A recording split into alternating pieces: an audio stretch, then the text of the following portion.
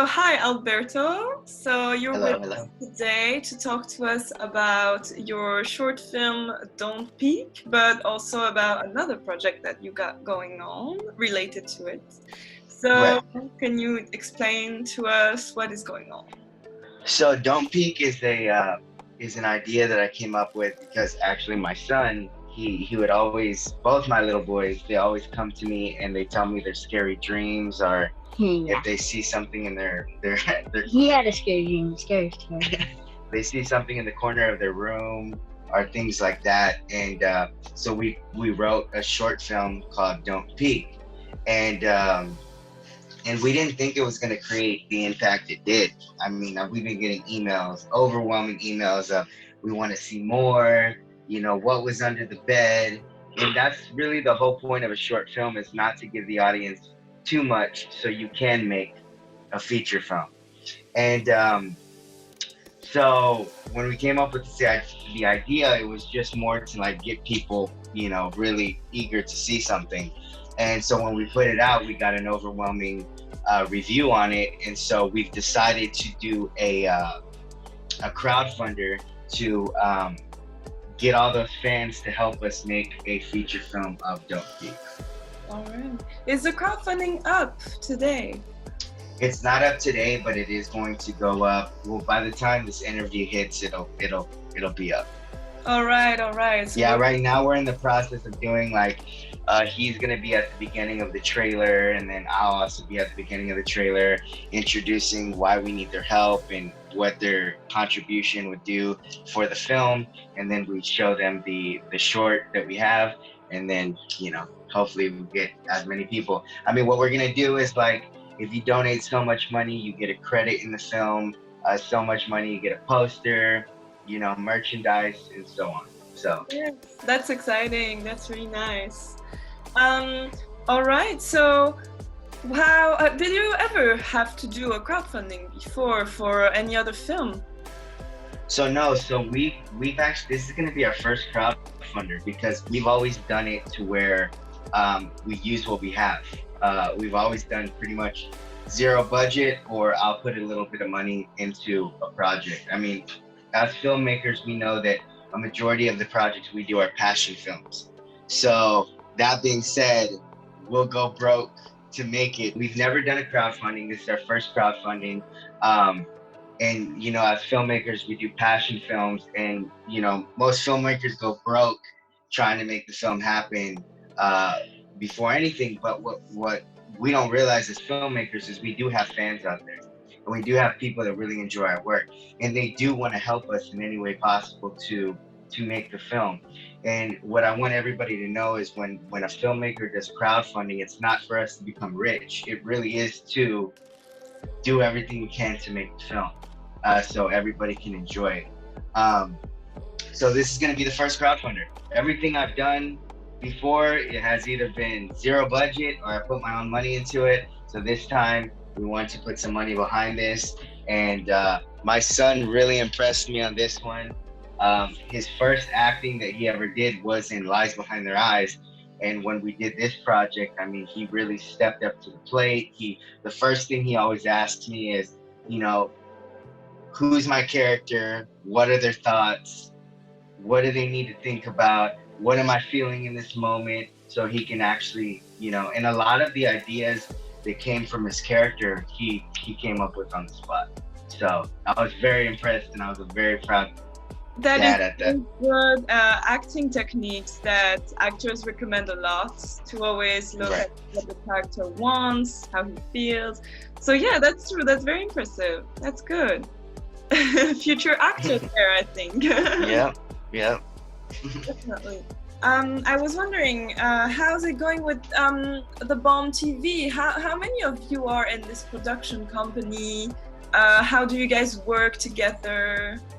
So my wife is my main partner in the production company. She also owns a clothing line.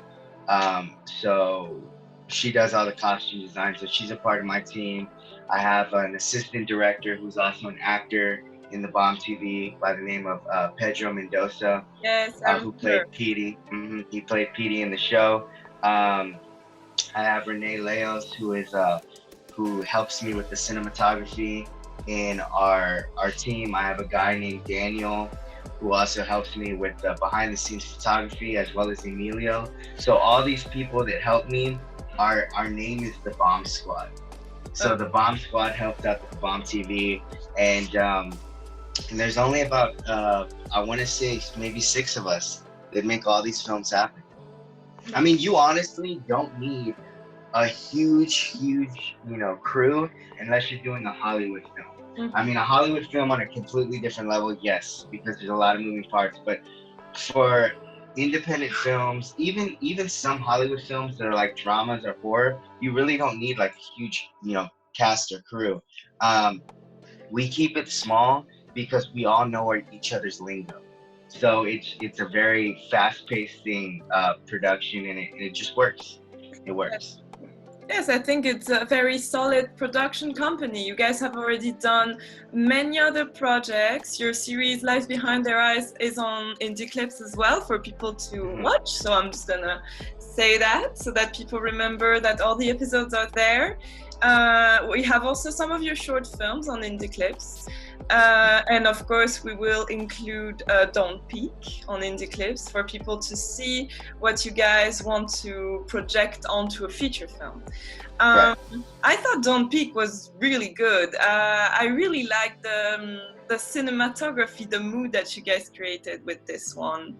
And it raises a lot of questions Yes. for the viewer at the end of the film. In my mind, I had some theories, Oh yeah, I mean, we would love to hear them. Share them with us. One of mine was that the mother was actually maybe an evil being in some way, because the kid didn't seem to react very well to her asking questions. And So that's a very really good theory, because the first script that I wrote for this film was that. So there's about 4 different theories we've come up with, and when we get the crowdfunding, that'll depend on which direction we're gonna go. But that was my favorite theory. Actually, in the original, at the very end of the short film, what it was gonna be was the mom was gonna say, you need to go to sleep when I tell you, and remember, never peek. But when she says never peek, it turns into a monster voice. Mm-hmm. And so that was going to be the original of the short film, but I didn't want to. That was just going to close it off too quick. So I decided to do it the way we did it, and that way it left it so open that it messed with people's heads. That is so cool. Like, it's true that it really lets the viewer wait for something more, and I'm really excited that you're saying that something more is coming.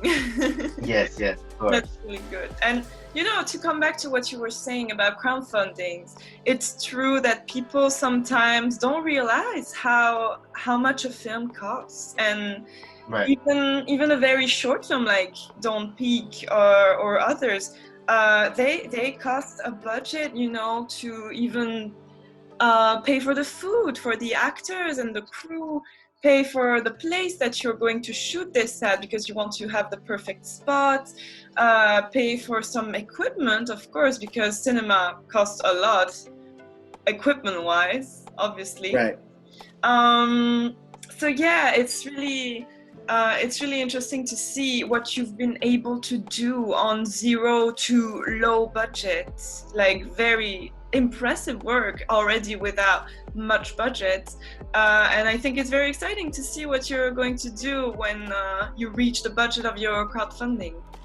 Yeah, I really do appreciate that. Yeah, the cool thing about, the most important thing for me when it comes to crowdfunding is being able to pay the people that really do the magic and the work, the actors, the cinematographers, and I mean, in my realm, I do the cinematography, I do the editing, I do the directing and the directory of photography, but I also have people that help me in many ways. So I'm very, very excited to be able to put a little money in their pocket for helping, through the process. but yeah, I'm very excited about this project, and I'm very excited about a couple different things that I do want to announce on here, and I have not announced them at all, so you're gonna be the first, because Indie Clips has shown the Bomb TV and me so much support. We are rebooting Lies Behind Their Eyes, and it's going to be called Lies Behind Their Eyes: A Secret Within. And I had a lot of people involved in the first one, and so there was a certain vision I had that I wanted to portray, and so this one is going to be that vision I wanted in the first place. That is so good. Yes, so it's really cool. I'll send you the IMDb so you can see the poster and everything. But we released that. I have another film coming out called Censor, that is about my car. Actually, I got a car, and my wife and I were driving to the store, and each seat has a sensor, and they were all going off one by one, but nobody was in the car but her and I. So that's a new film we have coming out. And then obviously Don't Peak just came out, that we're gonna do the crowdfunding for that. And then we have other shows and other things that I had talked about on last interview that are actually in production now. That is so nice to know. I think you guys are very productive. I think I already told you that in another interview. I was very impressed with the amount of short films that you make, and that really proves, this is your passion. More than that, this is like in your everyday life that you work on these projects. And it's really exciting to always see what you've done. Really nice work. So yeah, very exciting to see what you're gonna do with Don't Peak. Is the feature film going to be called Don't Peak as well? It is. It's gonna be Don't Peak. I might add maybe a little saying on the bottom, like "Don't peek, because Mama says," or something like that. But yeah, it's gonna be Don't Peek. We really in this project, I really just don't think about the project and the filming process and the casting. I also want to think about the visuals and what it's gonna look like. Everything from the wording that was very important to me, to portray that Don't Peek in such a creepy way with the fonts that we used. Yeah, I mean, it's gonna be very cool. It's gonna be something that I want everybody who helps make the film, that they're gonna be proud of. Of course, and that you guys keep working on big films like that. You need to have a solid first feature film. Yes, of course. Very exciting. Well, I was gonna ask something about that. I forgot. Well, that's all right. So is that your first feature film? Well, it is going to be my first feature. It's going to be my first feature that would come out, because remember, we did a feature documentary called Voices of the Street, which we went out and I was very interested in the homeless people and why they are homeless. And us as humans, we really think that they're homeless because they have no choice. But 85% of the people we interviewed, they did it by choice. Interesting. And their kids are grown, they've already lived their life, they've worked, they just don't want any responsibilities, and they just want to live their life, in their best way possible, and that was their choice. So it's pretty crazy, and there's some that it isn't their choice. There's a lot of military out there that's going through things that I mean, I don't feel that they should. People that fight for any country, I think that they should be always well taken care of, especially if they're all fighting for us to be able to make films in peace and not have war and all that different stuff. So that was my first feature, but it was a documentary. This is gonna be my first feature film that's we pull all the stops. And I know you noticed that from Lies Behind Their Eyes and El Cucuy and all those films, we kind of changed our style, because in this film we found our signature look. So Don't Peek, really, we came into our signature look, to where when you see any of my films, you're gonna be like, okay, that's the Bomb TV. That's Alberto Ornelas. That's his work. So that is very exciting. Your films always have that touch, though. They always have that touch. But it's true that Don't Peek was very much, it must be more personal and right. close to your heart, and that's why people want to see more, I think. So yeah, I remember my question. There I go. I was gonna ask you, how will the production be? Do you plan to do this during 2022, like this year? Do you plan to start shooting later this year, maybe at the end of the year? How are you? So what I would like to do is I know people do crowdfundings to where they don't start until they reach their goal. Mm-hmm. What I want to try to do is do a flexible funding, which means we can pull the fundings while they come in. And you know how I work. I like to give the audience what they want, right? So we do want to film and try to finish this before the end of the year. That's what we would like to do. It would be cool if we could do that. If not, it would probably be an early next year release. We do have many projects coming out between this year and next year, so it's gonna be pretty insane. But with the hype that we have with Don't Peek, I really would love to do something around October release. Would be really cool. It won't take us. We could really push because the cast isn't really big. It's a mom, Mm-hmm. it's a son. I might add my younger son in there, the younger one, younger than this. Mm-hmm. She's a single mom. She has 2 kids, and it's in my house. The whole thing's shot in my house. So we really could shoot this in a feature, in 8 to 10 weeks, Mm-mm. and editing would take another, 4 weeks at max, and we could still hit a October deadline.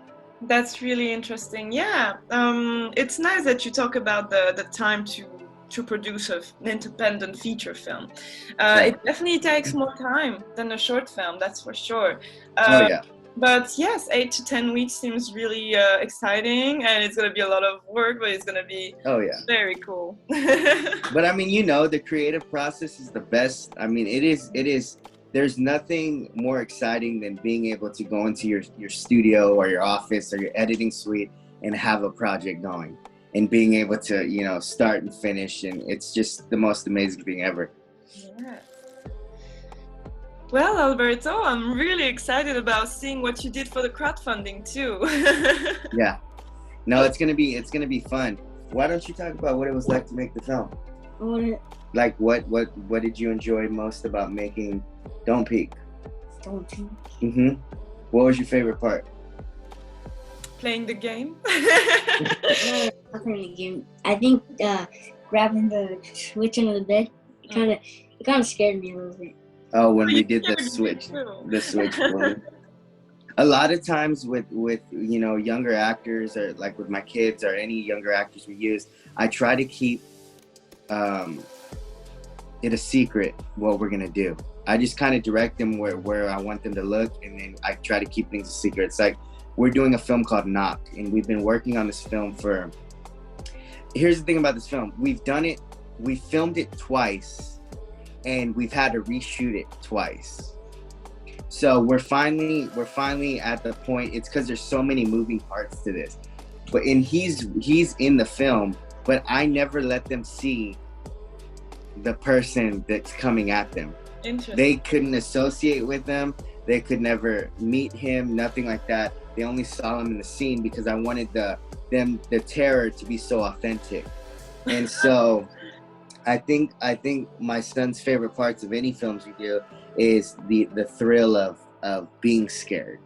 He really enjoys that a lot. That is so fun. Right? What a nice technique. Actually, I heard of this technique. I think some horror directors do use this technique a lot. Yeah. Especially not letting the children get too close to the evil actor, the actor who plays the evil character. And I think it's very clever, actually. And, I think also children appreciate this because we're not scaring them. People have to remember that this is still a shooting with Right. the cameras and the lights, and the children who act are children who are not scared, of course, of the cameras and the lights, and otherwise Exactly. they would do that.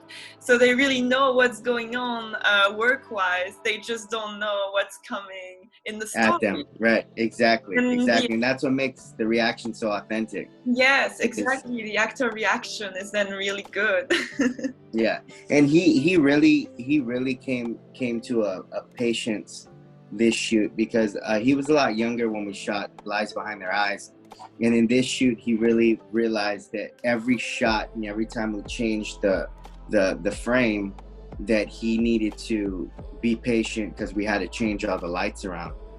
He's very very bright. He would always ask me why I'm moving the lights and why I'm doing this, and I said, because son, when you see everything put together, it looks like one consistent shot. But realistically, we're moving everything to make it look like one consistent shot. And that's what it comes down to. So that's a big thing, is making sure your actors are like very patient, making sure that they're between shoots, they have something to do while us, because sometimes the change of lighting will be real quick, or sometimes it'll be like, man, I thought it was gonna look different. We need to regroup and we need to figure out how it's gonna go. Yeah. So yeah, lighting is like, even right now, the lighting we're doing for this interview, you know, it takes a little time. Yes, of course. That's always the struggle on shootings, isn't it? The Yes, time to move things around and realize, oh, I didn't want to do that. exactly. But yeah, I really wish that your shooting goes well. I really don't see any problem, because you guys have already done this before, and that's really good. You guys know each other, you guys know your strength, you have the location, and you know, story, actors really settled, and that's really good. I do want to say something real quick about post-production. I know that a lot of people try to go after programs that people always use, like Adobe and like Final Cut and all those different things. I'm gonna tell you something.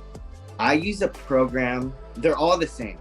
All the programs are exactly the same. It's about how you work with the program. I've used all the programs, and still to this day, my favorite program, and I use it for all my projects, is Vegas Pro. Vegas Pro. Oh, I've always used Vegas Pro. Everything I do and everything that comes out is done through Vegas Pro. And Vegas Pro now has Vegas Effects, which is like Adobe Effects. And I want people never to be discouraged that they don't know Adobe or Final Cut or whatever. They're all the same. It's about your workflow and how you want to do it. Like, don't let anyone ever like downplay you or downgrade you because you use this program or you use that program. All they are different names, but they all do the same thing. Gosh, that is so true. I remember in film school asking my teacher, I don't know how to use Adobe, what am I going to do? And he was like, just use a software any that makes you comfortable and that you can actually use and that you can actually work on. And I thought, this is so true. Like, why would I torture myself to learn a program that doesn't fit me? Exactly. If I have a program that works for me, then let's just go for that one. Well, I have filmmakers that come to me and they're like, man, how'd you make it look like that? What Adobe plugins and stuff? And I'm like, I don't use Adobe. I use Vegas Pro. And they're like, man, you use Vegas Pro and everybody tells me this, that about Vegas Pro, and I can't make mine look like it, and I use Adobe. I always tell people, it's like you. I could fly you over here. I could give you my cameras, my lighting, and all my equipment, give you access to use everything. It does not mean that what you do is gonna look exactly how I do it. You're gonna have your own style and you're gonna do it your own way as well as I do. It's never about the equipment, it's about the person behind the equipment. Of course it is. That is very true.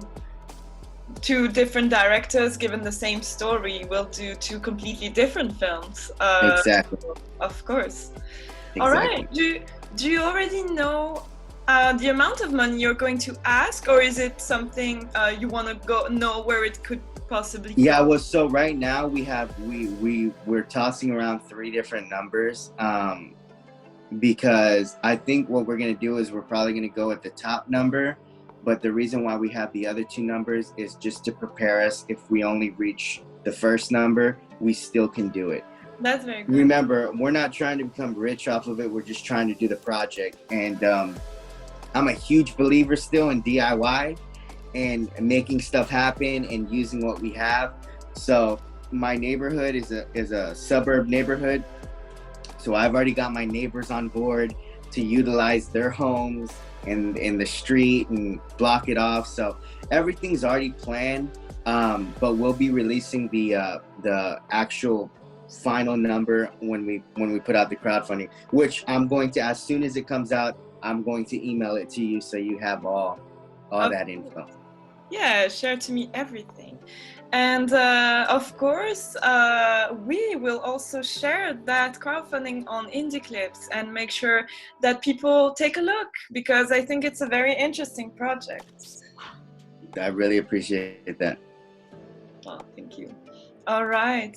Do you have anything else to say? I don't have any questions left. You know, definitely Indie Clips has for any filmmakers out there or any fans, go check it out. Their content is crazy. They gather up a lot of great content and they put it on that. I'm actually waiting for you to call me one day and say, hey, we have an app that's going to be on the TVs, and it's going to be like Netflix, and it's going to be like Hulu, and I'm going to be your first one to submit all my stuff. Also, go check out www.thebombtv.com. We have hoodies, we have all different stuff. All our films are on there as well. Merchandise, what we're doing next, and all my links to all my social medias are also on there. You can meet the team, you can meet actors on there, all that different stuff.